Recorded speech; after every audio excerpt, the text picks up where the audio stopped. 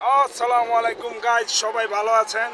আবার আরেকটা আসিফের গান গাবো, ঠিক আছে? গানের সিরিয়াল, এখন গান তো গাবোই, ঠিক আছে? কণ্ঠ ফুটছে না, গান গাইতে হবে, ঠিক আছে? সুখে থেকো তুমি বান্ধবী,